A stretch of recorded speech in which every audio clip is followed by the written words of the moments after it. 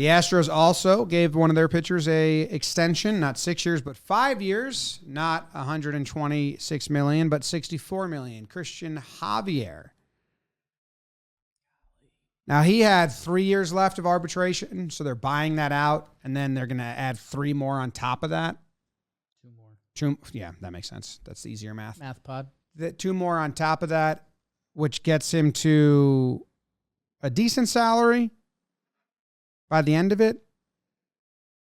Also, 21 mil the last 2 years. The 2 years of free agency is $21 million each. Also, I wonder if this hurts or helps if they ever want to trade. The Astros have talked about trading some of their depth pitching. No, he's pretty good. When they were talking about that, they weren't talking about Javier. They were talking about Kitty at the deadline, like trading some of their depth. But now you got money tied to him. When it's arbitration, there's a lot of other factors that people are trading for. So maybe he's around for long haul because that'd be smart to do anyway. He's pretty good in like a very interesting way. I don't know. Astros just bored and they're like, why not do this? Well, GM needed to do something. You're talking about sneaky having your core locked up. They gave Jordan an extension. Bregman and Altuve are on the books for a little bit. Tucker's kind of the next one coming up, and again, that's always one of my favorite loser Jake baseball exercises. Is like Kyle Tucker on the open market is. You should have mentioned him on all underrated team. He's like he would have fit a qualification. He's going to set a number, so I wonder if they can figure something out there. He just lose arbitration?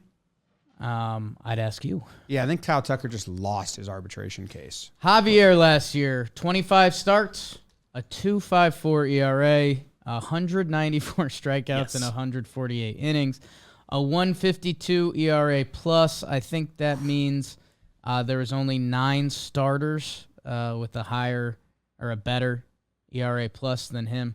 Man, it's silly, especially when you do these numbers right after Darvish, but it's the arbitration. So, Trev, you mentioned an athlete's prime, and some guys can keep it going.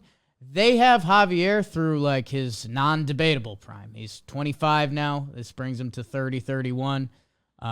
It looked like it clicked. He's disgusting, and he's locked up for, again, a very affordable price, even though a lot of that's related to arbitration.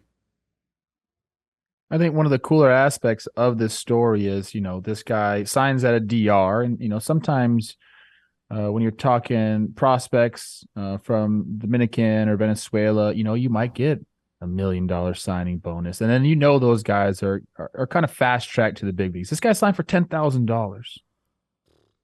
Coming over, I've been around when you're in the low level minor leagues. There are a lot of guys that sign out of the DR in Venezuela for that kind of money, and they don't get a ton of like real opportunity.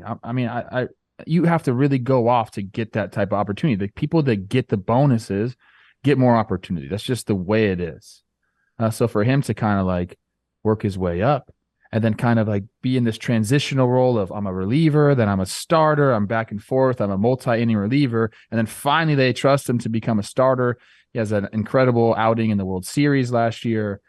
$64 million. It's a hell of a payday for Javier, and he certainly deserves it because his numbers are incredible, and he passes the eye test too. I think that's the fun part of this is like sometimes you're like, well, that doesn't make sense, but when you watch him pitch, like, okay, I understand that. And another great move for the Astros, keeping this core together for so long. Controllable pieces for this long is how you have sustained success. And to answer your question, James, I think this does. If they ever decide they want to trade Cristian Javier, this makes him much more desirable as the money is locked up, 2 free agent years locked up. Much more desirable to a smaller pool of teams because I think to any team, teams like cost control players, and $21 million for, what we consider this guy on any other team, like what, a 2 at least?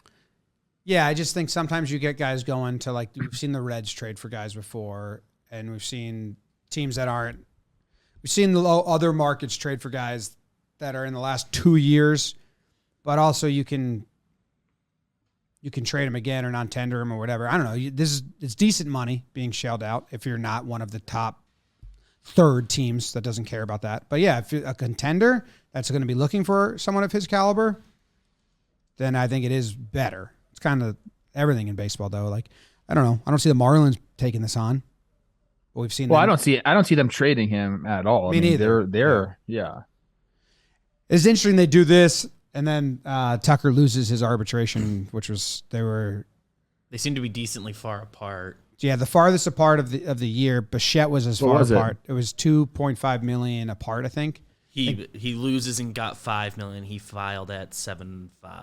Yeah, but it was his first year of arbitration, so they have nothing to really base it off of. Only 3 players have filed their first year and won at that kind of margin. Mm-hmm. But the new GM, Dana Brown, said they want to lock him up to a multi-year deal. Then do it, bro. Back-to-back 30-homer seasons for Kyle Tucker. Whoops. He won the Gold Glove Abraham last Lincoln, year. Motherfucker. He stole 25 bases last year. Yeah.